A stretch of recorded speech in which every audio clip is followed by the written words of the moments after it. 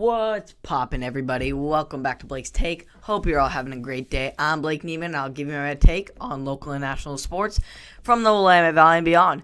Hope you all had a great Friday today. Got right into the weekend, and we'll dive right into next week. It's starting off with some more sports news, but let's wrap up in what we have going on into the weekend. Starting off with some NFL action that we've been waiting for, the wild card weekend that we are going to have.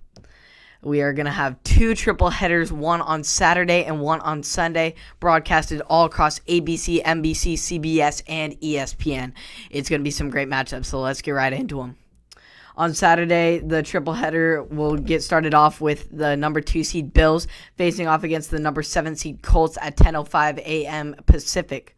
Then on the midday game on Friday, we will have the number 3 seed Seahawks facing off against division rivals, the number 6 Rams, and that will go on at 1:40 Pacific. And then to wrap off Friday's games, we will have the number 4 seed Washington football team facing off Brady, the playoff hopeful of the season, with the Bucs and the 5 seed, and that will go down at 5:40 Pacific. On Sunday, the 5 seed Ravens will kick things off against the 4 seed Titans at 10:40 a.m. on Sunday Pacific time. Then on to the midday game where we will have the 2 seed Saints that will take on the 6 seed Chicago Bears at 1:40 Pacific on Sunday. Then to round off the wild card weekend, I'm sure we're going to see some wild action, but to round it off, we will have the well-anticipated 18-year drought debut of the Cleveland Browns, the number 6 seed, facing off against who they face to get into the playoffs in the Pittsburgh Steelers. That should be a great one. So some great matchups that we have this weekend. All of them will be streamed once again, either on CBS, ABC, NBC, and or ESPN. Look there for analysis and great broadcasting there. So it's going to be some great action that we have in the NFL this weekend, and we'll see some upsets, we'll see some battles, and it's going to be a great weekend for football. So make sure to tune into that. As far as MLB goes, we have some unfortunate and some exciting news that we have this weekend. Let me get the tough news out of the way first. Tommy Lasorda, the great, the Hall of Famer, the coach, baseball ambassador, incredible person who has been a part of baseball and changed the game forever. He passed away yesterday, and he was 93 years old. The Dodgers said Friday that he suffered a heart failure at his home in the Fullerton, California. Resuscitation attempts were made on the way to the hospital, where he was pronounced dead shortly before 11 p.m. on Thursday. Lasorda had a history of heart problems, including a heart attack in 1996, which is what ended his manager career, and another in 2012 that required him to have a pacemaker. Lasorda attended the Dodgers' Game 6 victory over the Tampa Bay Rays on October 27th in Texas that clinched the team's first World Series since he was back the manager.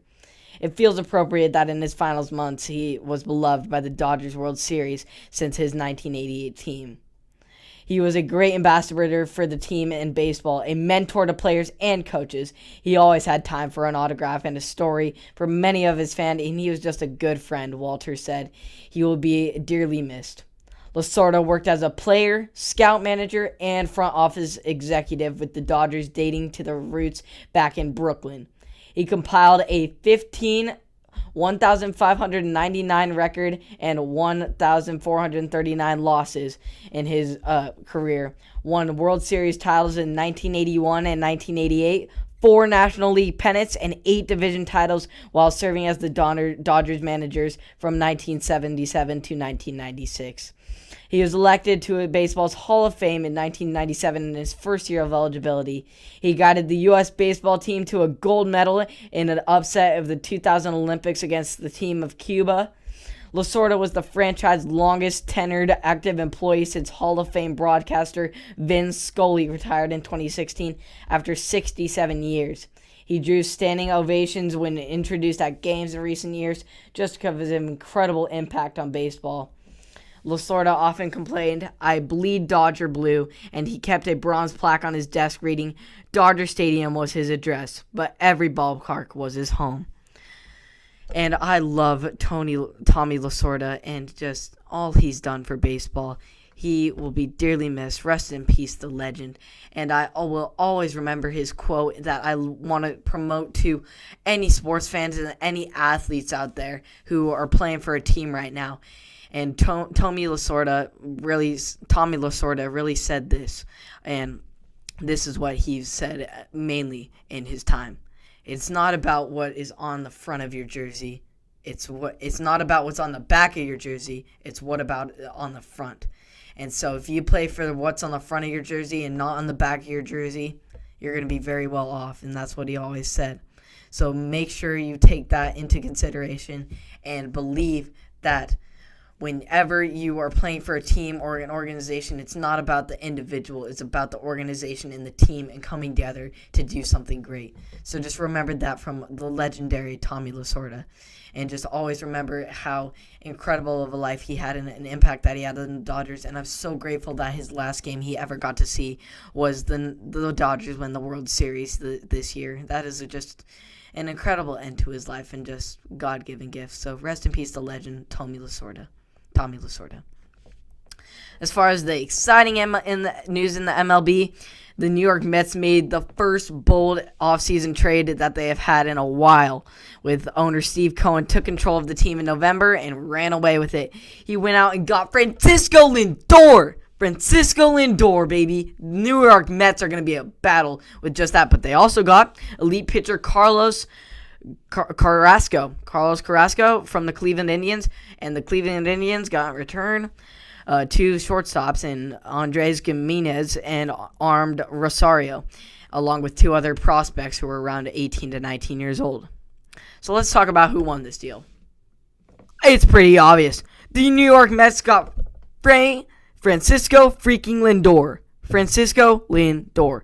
Best shortstop in baseball. Number 1 in home runs out of shortstops and top 5 in any other category. OPS, you name it. Francisco Lindor, the Mets, absolutely A+ on this trade. They are literally making the pieces just like all of the Dodgers have been setting back the Red Sox. The Cubs are just literally giving away players. And the Padres haven't done well, though. And so when all these teams are holding back, Mets are going to go out and get their players. And the Cleveland Indians, I'm sorry, but I have to give like a D- or an F.